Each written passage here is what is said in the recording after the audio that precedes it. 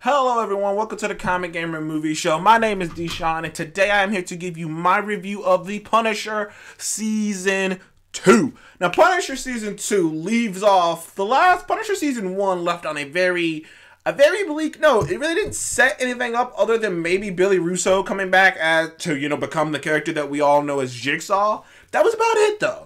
And, that wasn't a guarantee. Punisher Season 2 really left Frank in a place of peace. He had just, gotten back at Billy. He had got back at all the people who were responsible for the death of his wife and kids. And also, he got off of all those murder charges. The government pretty much gave him a pass, gave him a get out of jail free card, and sent him on his merry way with a new identity. So there wasn't really much to go off. So Punisher Season 2 starts off with Frank, first episode with Frank traveling the country. It seems like Frank's going on this road trip to almost distract himself is what it seems like. But, he's going on this road trip and eventually I believe he ends up stopping in Iowa? Something like that. I'm trying to remember. Either way, it's somewhere way, it's far away. It's pretty far away from New York. He ends up stopping in Iowa or somewhere like that. And going into this bar. Pretty nice setup. He goes to this bar. He's probably been in a bunch of bars on his little trip because it's been, said that it's been a year since the events of Punisher Season 1. So he's probably been just traveling for a year, just going around, seeing places, spending time in places, just finding something to distract himself, just traveling the world. And eventually he runs into this girl, this bartender who's getting hustled by this guy. He defends her. Because, and it's not even a flirty thing. He just sees someone being an asshole and defends her. And then, but before that happens, this girl bumps into him. A girl will become much more important later on during the series. This girl bumps into him and she looks nervous and scared and he notices that. But it starts off with Frank in a good place. Frank's not trying to be the Punisher. He's trying to be a normal man. And eventually him and this girl this bartender end up hooking up. And at first, it feels like one of those things where he's just gonna hook up with her and leave. Badass rolling through town. Honorable guy. Good guy rolling through town. Hooks up with the bartender. One night stand thing. But then Frank makes the conscious decision to get to know her son, and it starts to feel like Frank is thinking about settling down. Frank's thinking about letting all of that go and maybe settling down with this girl. Maybe her son is around the age that his son would be. And it just all starts to click in Frank. And Frank is thinking about settling down until he sees something that he can't ignore. The girl he sees earlier is down back in this bar, looking a little skittish, looking very sketchy, and heading into a bathroom with multiple people in black coats heading in that same direction. Frank's former military. Of course he knows what the hell's going on here. At least he knows something strange is going on here. Which leads to him saving this girl from these people who had no fucking clue who they were fucking with. That's probably one of the best action scenes. I'd probably say the best action scene of the entire show happens to be the first action scene of the entire show. Is Punisher fucking up these guys in a bathroom. And they perfectly created it. It was almost perfect. It made sense. These guys were like, we don't want to make too much noise, so put the guns away. They didn't want to make too much noise. They didn't even want to, drop a dead body, so put the guns away. We don't want to, we don't want people to hear noise, so they're like, we're going to bring out knives. They should think this is a normal dude. They have no clue that this is Frank Castle, a.k.a. the Punisher. And Frank takes his belt off, and at first I was like, I'm spoiling the first fight scene. At first I thought, what is he doing with his belt? He started wrapping it around his arm, and I realized, he's using the belt to protect, to block the knife to block the knife attacks. And I was like, oh man, it's badass. That fight sequence was badass. Not all other badass fight sequences after this, but this fight sequence was badass. It was top none, some of the best stuff. Unfortunately, that is also, I want you to think about this while you're watching this, also the fight sequence where Jon Bernthal broke his arm. Because after this, he's wearing a cast. And they worked this into the script after he broke his arm. By the way, he kept fucking filming after he broke his arm. That's how hardcore that man is.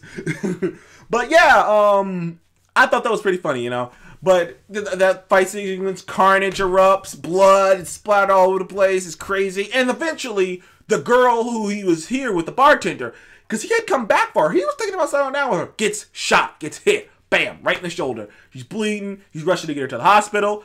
He's got that girl with him because he knows something's up with her, but she won't tell him what it is because, well, as you later discover, she's in way over her head. So that's how the show starts. And not to spoil anything, because it's going to be spoiler free, but that's basically what's going on. And then this shady church man, who turns out to be kind of a billionaire kind of guy, who's like, he's just billionaire guy, sends his sends out his hitman called Pilgrim to capture the girl and get what she has. So it's a whole thing going on with what this girl knows, why Frank is protecting her because it's the right thing to do, but also Frank is protecting her because he cannot get that itchy sensation out the back of his mind. Frank Castle could have easily have just taken that girl to the FBI, taken that girl somewhere. But he wanted an excuse to kill people. And that's even brought up in the show. It's like, no, Frank, you did that because you wanted an excuse to kill people. You could have easily handled it differently. No, you wanted to kill people. And like later on in the show, Frank even says himself, he's like, I'm not normal, you know. I can't pretend to be normal. It's like, whatever chance I had to be a normal went out with my wife, you know. I'm not even going to pretend to be. But that's the whole thing of the show. But there's two big plots of the show. The plot with the girl, Frank protecting the girl, trying to find out what she knows and keeping her away from this Pilgrim guy who's trying to kill her and him and get what she knows. And then the second plot is Billy Russo waking up and becoming Jigsaw. Now, the Jigsaw thing was a little disappointing.